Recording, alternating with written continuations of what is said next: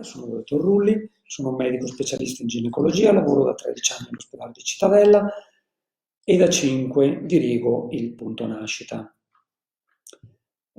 Sono qui per parlarvi di come è cambiato il nostro lavoro negli ultimi 2 mesi, cioè da quando è partita l'emergenza a causa della pandemia da Covid-19.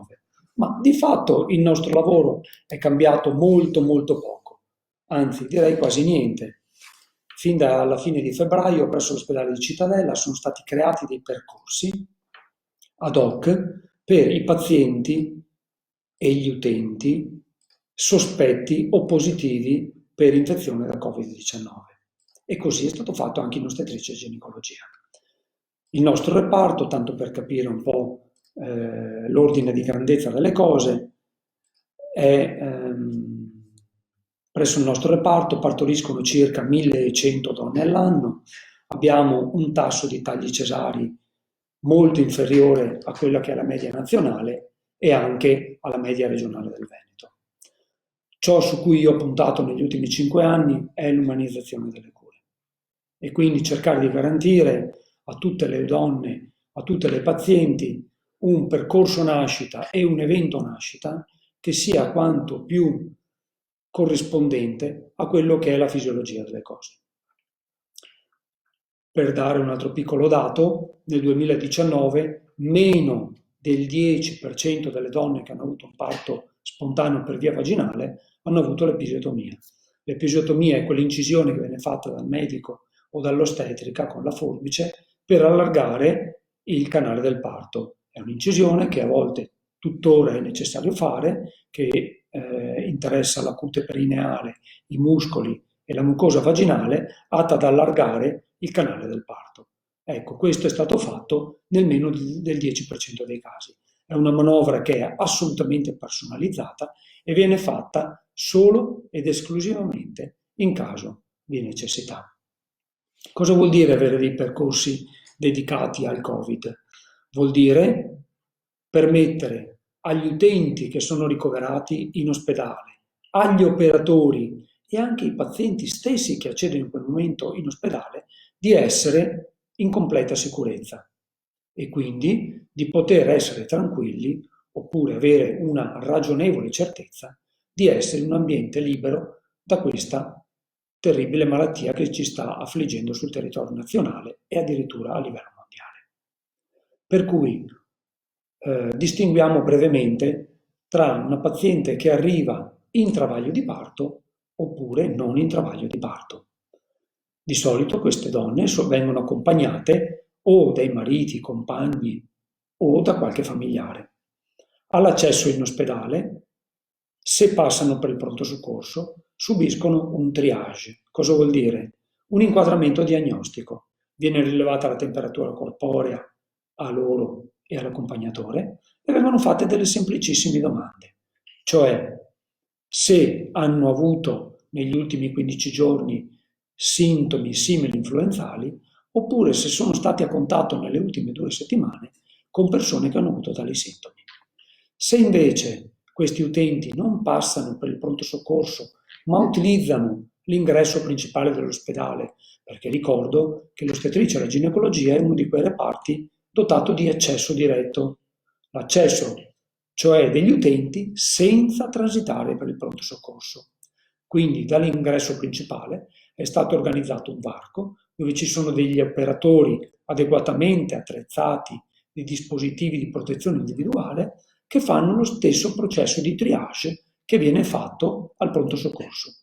Viene rilevata la temperatura, vengono inviati in reparto e alla presa in carico da parte del personale del reparto, che sia l'infermiera, che sia l'ostetrica, che sia il medico, viene completato il triage con quelle semplici domande che vi dicevo prima. Nel caso della donna in travaglio di parto che sia negativa al triage, cioè a basso rischio di avere un'infezione da Covid-19, nulla cambia rispetto a quello che avveniva prima del 24 di febbraio. La donna ha il suo travaglio, ha il suo parto, ha il suo perperio, presso l'ospedale di Cittadella pratichiamo il rooming, la donna può partorire in tutte le posizioni in cui ritiene necessario, può fare ampio utilizzo della doccia e dell'acqua e può utilizzare come sempre l'analgesia in travaglio di parto tramite la peridurale. Tanto per dare anche qui un piccolo numero, nel 2019 sul totale dei parti abbiamo avuto un utilizzo della peridurale di circa il 35%, considerando anche i tagli cesarei, e vi assicuro che nella media veneta è una percentuale molto molto elevata. L'analgesia peridurale avviene sempre su richiesta. Ci sono solo dei rari casi in cui noi proponiamo alla donna l'analgesia in peridurale su indicazione ostetrica, in caso di travagli che ad esempio si prolungano o con difficoltà di dilatazioni o altri motivi. L'umanizzazione dell'evento travaglio e parto è stato un must anche in questo periodo, tant'è che noi siamo stati uno dei primi punti nascita, sempre in accordo con le direzioni aziendali e nel pieno rispetto delle direttive regionali e aziendali, che abbiamo mantenuto l'accesso dei compagni, dei papà, chiamiamoli, in sala travaglio e parto. Questo è anche agevolato dal fatto che ogni donna ha una sala travaglio dedicata, ampia, confortevole, che può accogliere tranquillamente tanto la madre che il padre che gli operatori che assistono il travaglio e il parto. Quindi da questo punto di vista da noi non c'è nessun problema, come negli altri punti nascita dell'Orsa Euganea 6. Il discorso è un pochettino diverso per la fase di ricovero, che può ad esempio precedere il travaglio di parto, o il puerperio, cioè il periodo di ricovero che avviene nel reparto di degenza dal momento del parto fino alla dimissione. Qui siamo un pochettino più stretti. Perché? Perché nel puerperio la donna ha il bambino in stanza, si può trovare in stanza con altre donne che anche loro hanno avuto il triage e il tampone per il coronavirus, del quale dopo vi parlerò, con i loro bambini in stanza, e quindi si cerca di evitare il più possibile il transito delle visite, anche quella dei papà. Per cui abbiamo definito un orario di visita che va dalle 14 alle 15, ove è sempre meglio chiamare prima di presentarsi per fare in modo che comunque l'afflusso delle visite sia sempre limitato ad una sola persona, possibilmente il papà, e in maniera non concentrata rispetto ad altre persone. Cerchiamo di far entrare in reparto sempre il minor numero possibile di persone e possibilmente meno alla volta. Cerchiamo anche di dividere le pazienti per stanze in modo da averne sempre il meno numero possibile in ogni stanza di degenza. Ciò non è sempre possibile perché i parti non avvengono allo stesso modo durante l'arco del mese, ma si concentrano in alcuni momenti, quelli che i vecchi chiamavano le lune. Non è proprio che segue l'andamento lunare, però comunque nell'arco del mese abbiamo dei giorni più tranquilli, chiamiamoli così, altri momenti invece in cui si concentrano tanti parti e tante nascite, e quindi in quel momento il reparto è più frequentato rispetto ad altre settimane. Ecco, lì cerchiamo di gestire comunque sempre nel miglior modo possibile l'accesso degli utenti e soprattutto delle visite. Se una paziente fosse a rischio, cioè è un contatto a rischio di Covid-19, o peggio, avesse dei sintomi riferibili a una possibile infezione al Covid-19, scatta tutta un'altra procedura. La donna e il marito vengono forniti di mascherina chirurgica e vengono allocati in una sala parto dedicata che è stata attrezzata apposta, limitrofa ad una sala cesarei dedicata esclusivamente per il Covid-19.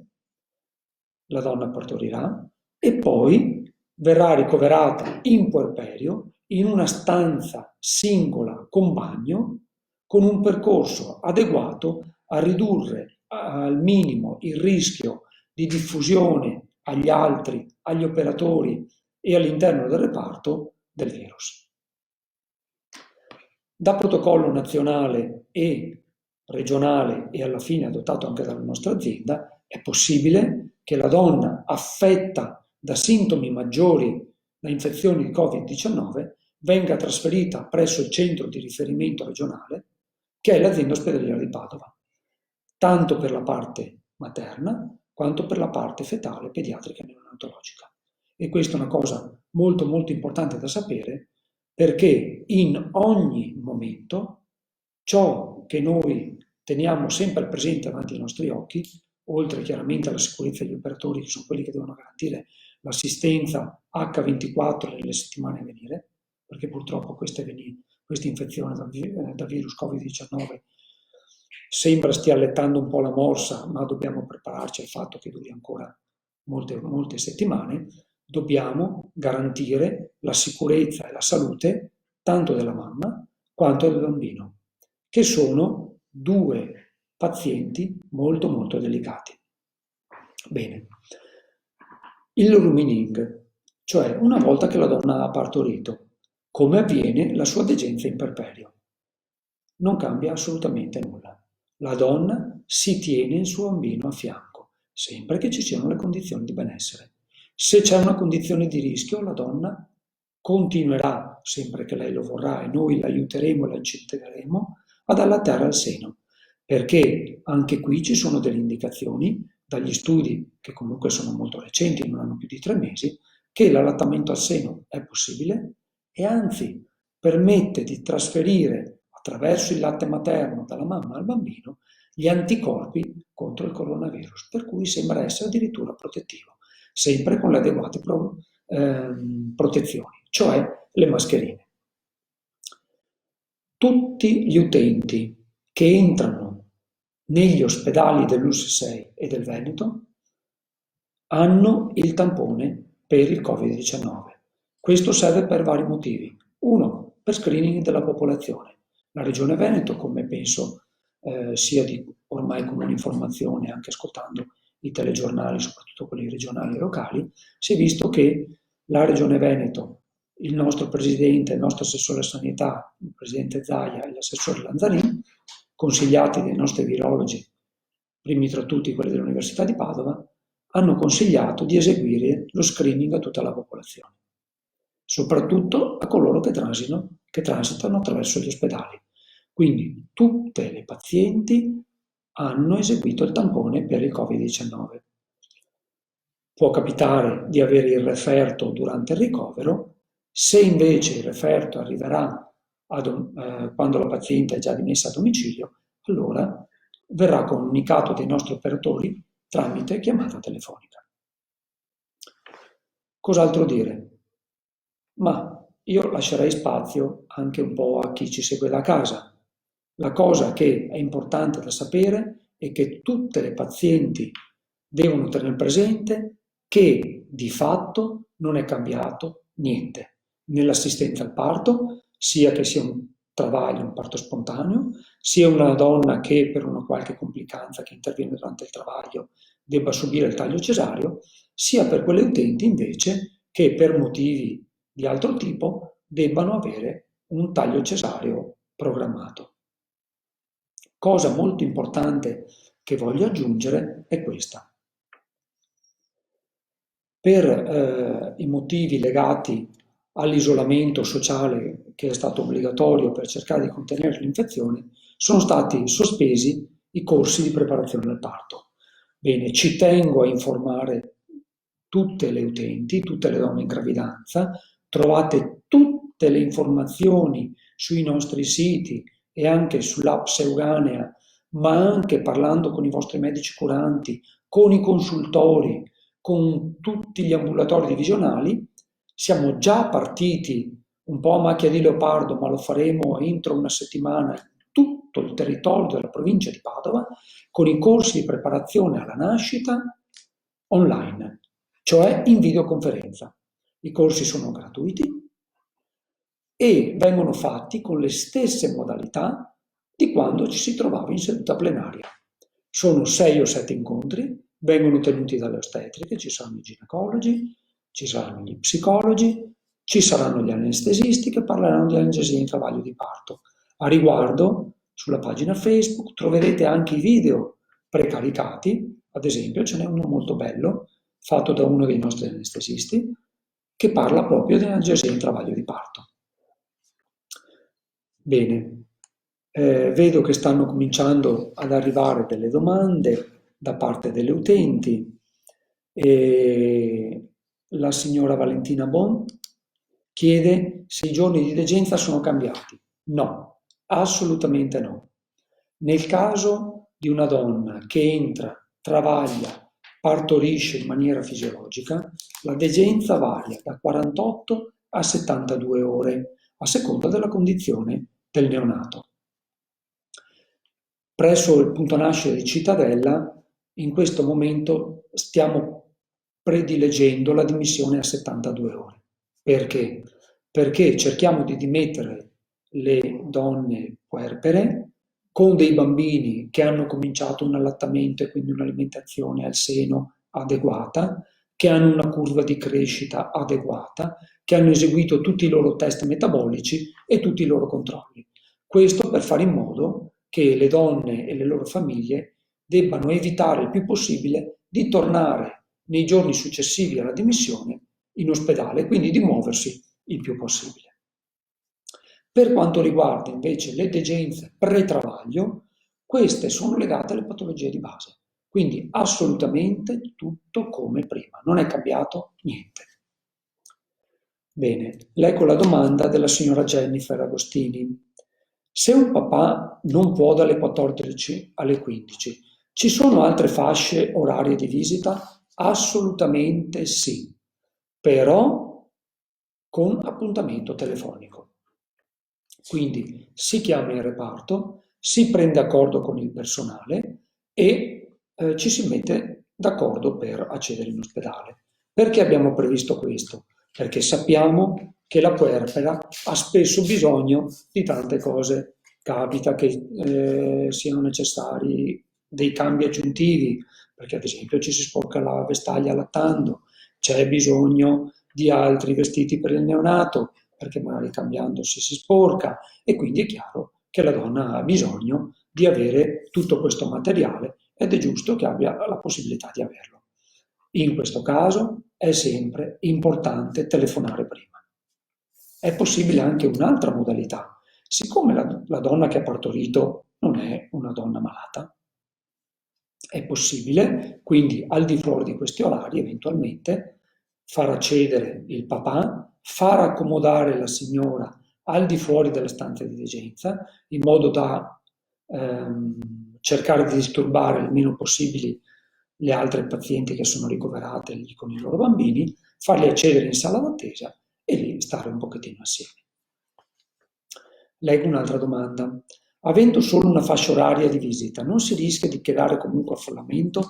Tutti i papà sarebbero lì nello stesso orario. Ecco, qui penso di aver già risposto con la domanda precedente.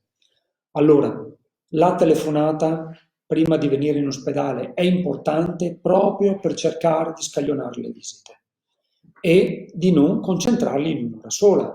Allora, l'ora dalle 14 alle 15 è per cercare di dare una regola di massima e quindi cercare un po' di regolare l'afflusso, anche perché ricordiamoci che pur essendo le due ali del reparto separate, però non ci sono ricoverate solo pazienti per gravidanza o parto, ma ci sono anche tutte coloro che hanno patologie ginecologiche e in questo periodo anche ad esempio, pur con le limitazioni previste dai decreti nazionali, il reparto è molto affollato. Quindi la telefonata è sempre consigliata prima di venire. Vado avanti con le domande. Il tampone viene fatto anche ai papà quando? Allora, diciamo che come per tutti gli utenti e i visitatori che accedono agli ospedali, si fa il triage. Facciamo un esempio. Ammettiamo che ci sia un utente ricoverato, un paziente ricoverato per una patologia che non sia il parto, ad esempio che deve subire un intervento chirurgico.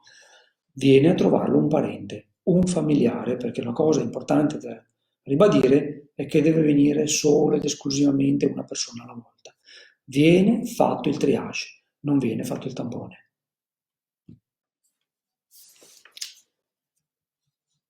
La prossima domanda della signora Peperita. Buongiorno dottore, io ho scelto Padova come punto nascita, ma questa mattina mi hanno ripetuto che i papà non sono ammessi. Non c'è una linea guida per tutti i punti nascita della regione? Grazie mille. Evidentemente no, purtroppo. Allora, noi siamo all'interno di un paese, che è l'Italia, in cui c'è un Ministero della Salute che emette delle direttive, i servizi sanitari sono regionali. La regione poi gestisce il servizio sanitario, all'interno del servizio sanitario regionale ci sono le ULS e le aziende ospedaliere, a cui fanno capo i vari ospedali punti nascita. Sta poi alla direzione sanitaria, di concerto con il collegio dei sanitari, definire un po' le modalità di accesso, che comunque devono rispettare i termini di sicurezza che sono basati anche sulla logistica delle strutture, in quanto non tutte le sale parto e i reparti di degenza sono attrezzati o costruiti allo stesso modo e quindi è sacrosanto e giusto che gli ospedali, in base alla loro organizzazione interna, vedano e organizzano i percorsi che ritengono più sicuri per i pazienti.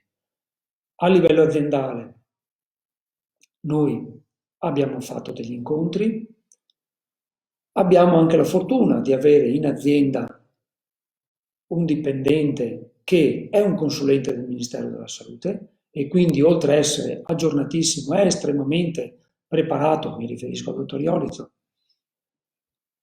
rispetto a tutte le linee guida e quindi ci siamo sentiti di attuare questi percorsi che possiamo garantire essere sicuri. Una signora ci scrive: sono alla 22esima settimana di gravidanza. Ad agosto il papà potrà assistere al parto? Io mi auguro che ad agosto tutte queste misure di quarantena e di limitazione delle libertà personali si siano allentate. E quindi io mi auguro che se anche la signora deciderà di partorire a Padova, in azienda ospedaliera, facciano entrare il papà. Attualmente, come ad agosto, spero che non succeda qualche altro evento drammatico, se afferisce ad uno dei punti nascita dell'ULSS 6, che in questo momento sono Cittadella e Campo San Piero, la donna potrà avere il supporto del papà, del bambino o della bambina. Rispondo alla signora Maria Rosa, che scrive bravo primario Rulli. Grazie signora. Cerchiamo di fare sempre meglio quello che è per voi, sa. Bene. Signora Giada Riondato, se si rompono le acque a casa, è bene telefonare in reparto per dire che si sta per arrivare? Allora, chiunque deve sapere che tutti i punti nascita, compresi i nostri dell'US6, Cittadella e Campo San Piero, sono aperti 24 ore su 24 e tutto il personale, anche se si trovano di notte le luci soffuse, è sveglio ed è pronto ad accogliere qualsiasi tipo di utente ed è pronto ad affrontare qualsiasi tipo di emergenza. Questo deve essere sempre ben noto. Poi, si vuole telefonare prima? Benissimo, sappiamo che state per arrivare. Però non cambia assolutamente niente. Una cosa importante è che se una donna rompe le acque a domicilio, non c'è emergenza, però non deve tergiversare, prende l'occorrente, sale in macchina e viene in ospedale. Questa è una cosa molto importante. Come dobbiamo comportarci con altri bimbi a casa una volta tornati con il neonato? Allora, come dicevo prima, durante la degenza alle utenti viene eseguito il tampone per il Covid-19. Quindi è prudenziale, finché non arriva la risposta del tampone, avere delle misure di contenimento, cioè cercare di rispettare non l'isolamento domiciliare, perché quello no, non è necessario. Però è importante rispettare l'igiene degli ambienti, la distanza di sicurezza, l'utilizzo degli asciugamani separati, evitare quello che è il contatto con il famoso droplet, cioè le particelle di saliva potenzialmente infette che noi emettiamo con il respiro e con il colloquio, cioè con il parlare. La signora Alex scrive: portare una persona di fiducia è un diritto della donna, per cui l'OMS si è espresso anche durante l'epidemia del coronavirus. Non le sembra ingiusto escluderli in nome di una non meglio precisata logistica? Allora, guardi, mi permetto di essere più preciso da questo punto di vista. Non tutti gli ospedali sono uguali. Tutti gli ospedali sono stati obbligati, ed è sacrosanto che sia così, per la sicurezza di tutti, sia per gli utenti e anche per gli operatori, perché ricordiamoci che gli operatori all'interno dell'ospedale non sono a risorse infinite. Se ci ammaliamo tutti quanti noi, dopo non so chi cura le persone. Però non vogliamo neanche che si ammalino le donne in gravidanza o le puerpere, che purtroppo abbiamo visto dagli studi che sono stati fatti in Cina, che purtroppo sono più a rischio non di ammalarsi, però di avere delle complicanze severe. E questa è una cosa che bisogna assolutamente evitare. Il percorso all'interno del reparto, l'organizzazione delle sale parto e dei reparti di degenza è fondamentale e può condizionare in maniera molto importante il setting organizzativo dell'ospedale.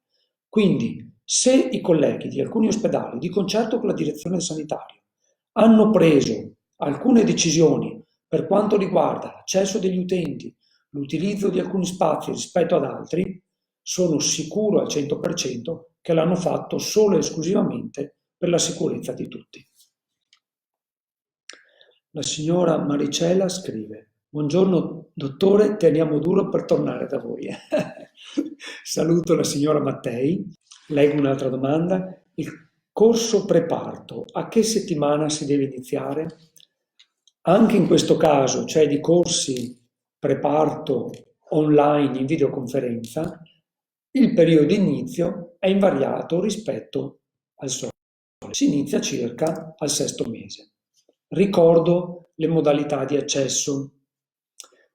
Si può accedere in tutti i modi possibili, sia tramite il form che trovate sul nostro sito, sia attraverso i canali standard, cioè i consultori o i reparti di degenza. Vengono raccolte tutte le iscrizioni e viene comunicato via mail alle utenti il calendario e gli orari di collegamento. La modalità di accesso è molto facile. La ripeto, comunque trovate tutto quanto scritto sul sito e riceverete anche dai nostri professionisti le informazioni.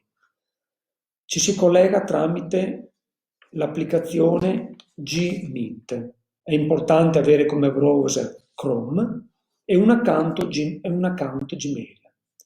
La data e l'ora fissata per la videoconferenza, riceverete una mail con il link, basta lanciare il link e ci si trova automaticamente collegati in videoconferenza con l'ostetrica o il medico che quel giorno terrà il corso e anche tutte le altre donne che quel giorno partecipano. Una signora ci chiede: finché non si avrà l'esito del tampone, la mamma dovrà portare la mascherina? Allora, anche qui dipende. Da che cosa? Dipende chiaramente da quante pazienti ci sono nella stanza di degenza e di come la donna si muove all'interno del reparto. Allora, la mascherina chirurgica è un presidio molto semplice, ma si è visto essere la prima misura più efficace nella diffusione del coronavirus. Per cui l'usare la mascherina facciale è sempre una misura prudenziale da attuare. Un'altra domanda è questa: il papà può entrare in sala parto? Presso i punti nascita dell'ULSS 6 Cittadella e Campo San Piero, il papà può entrare in sala parto e stare con la moglie, con la compagna, durante tutta la durata del travaglio e del parto e anche nelle 2 ore successive al parto, che è il famoso periodo di osservazione postpartum. Nel momento in cui invece la donna viene trasferita dall'area travaglio parto all'area di degenza, lì invece il papà potrà accedere solo durante l'orario di visita, previo accordo telefonico o al di fuori dell'orario di visita, mi auguro il meno possibile, previo accordo telefonico.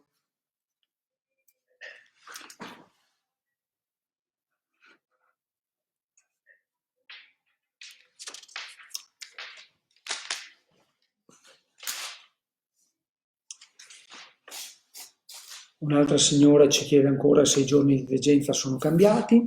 A questo abbiamo risposto anche prima, però per chi si fosse collegato solo ad ora, i giorni di degenza non sono cambiati. Dopo il parto la degenza varia dalle 48 alle 72 ore a seconda delle condizioni del neonato. Attualmente i nostri pediatri cercano di prediligere le 72 ore per fare in modo di far tornare in ospedale il meno possibile le donne con i bambini per i controlli al neonato. Quindi teniamo presente le 48-72 ore. Una domanda è questa: se un giorno volesse venire un genitore o sorella a trovarci, previa telefonata, è possibile o no? Sì, è possibile. Noi ciò che chiediamo è di far accedere solo ed esclusivamente una persona alla volta e il minor numero di persone.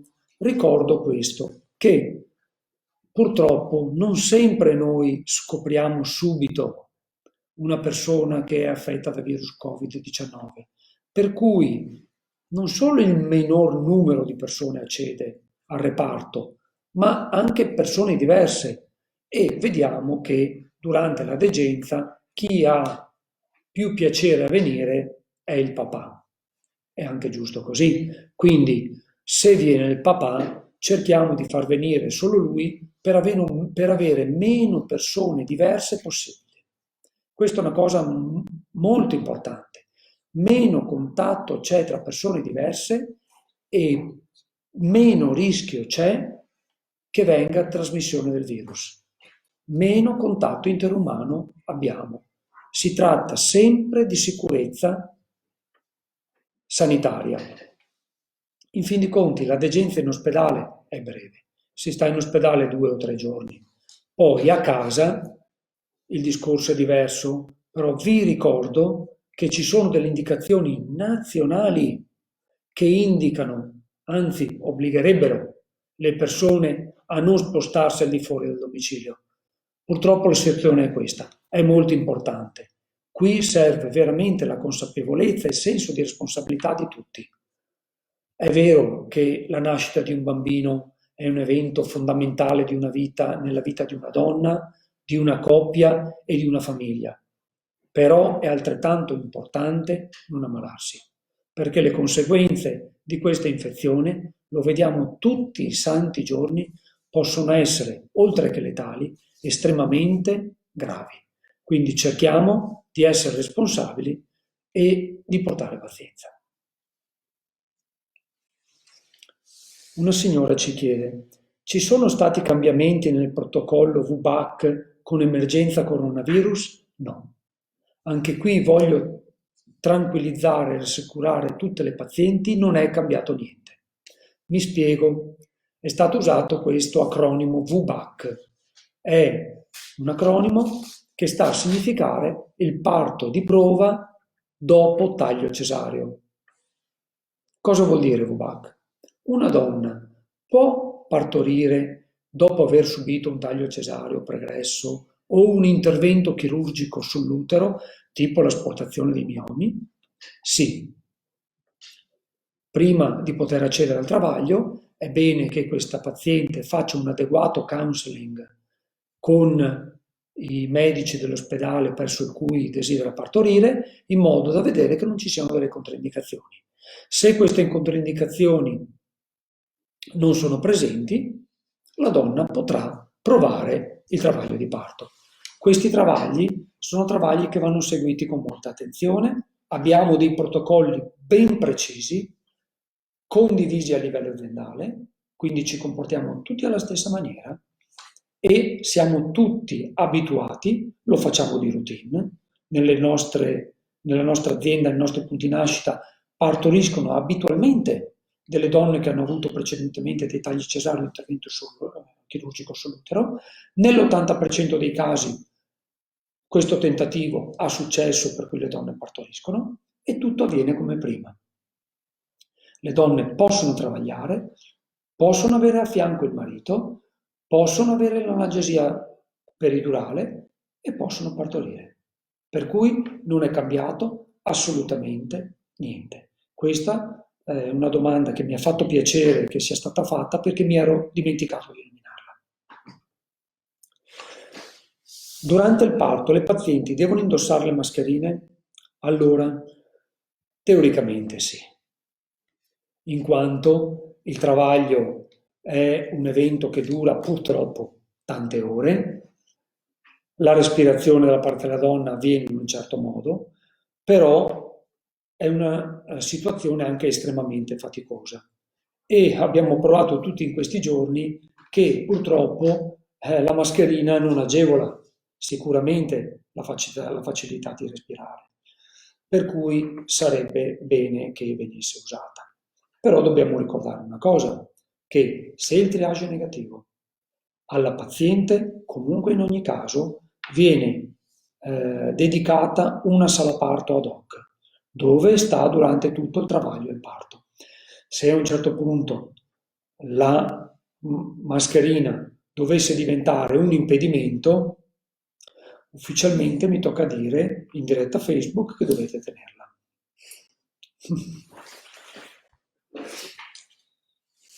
Se il problema è un ipotetico contagio, perché non fare i tamponi anche ai papà? Allora, questo è un pensiero che ci siamo posti, è una domanda che ci siamo fatti.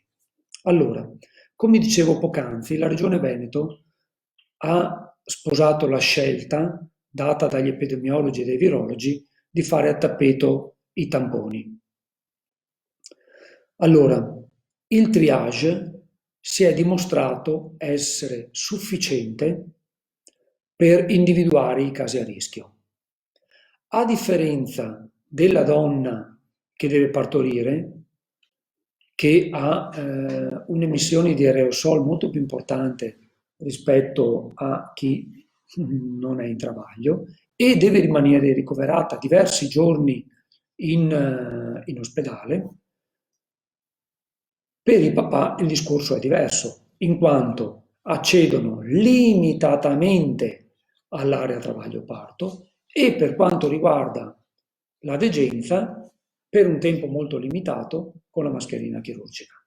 Per cui abbiamo deciso di non fare il tampone anche ai papà, fermo restando che, come abbiamo visto in queste settimane, tutti questi protocolli vengono costantemente aggiornati e se riterremo necessario che debba essere fatto il tampone anche ai papà, state sicuri che questo verrà fatto immediatamente.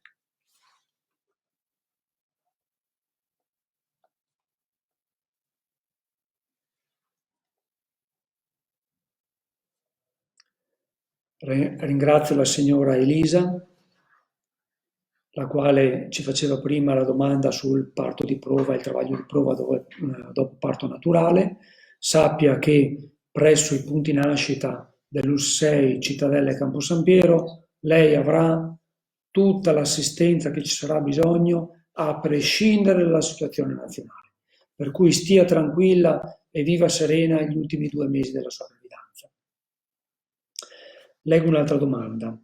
Il parto di prova dopo taglio cesareo è richiesto anche per chi ha subito una conizzazione? No. È un percorso assolutamente diverso. Per la donna che ha avuto una conizzazione non si applica il protocollo VBAC perché non ci sono rischi di rottura d'utero in travaglio di parto. Per cui una donna che ha avuto in passato una coniugazione, è rimasta in gravidanza e deve partorire, non esiste nessun problema. È equiparata a tutte le altre donne che hanno avuto una gravidanza fisiologica senza interventi chirurgici. Bene, vi ringrazio tutti quanti per la partecipazione, vi saluto, sappiate che presso tutti i nostri ospedali siamo operativi e facciamo tutto come sempre, sappiate che ci sono tutti i percorsi specifici per il Covid-19, faccio un grosso in bocca al lupo a tutte le donne che stanno aspettando un bambino e che ci daranno le future menti per questo paese. Grazie e buongiorno a tutte.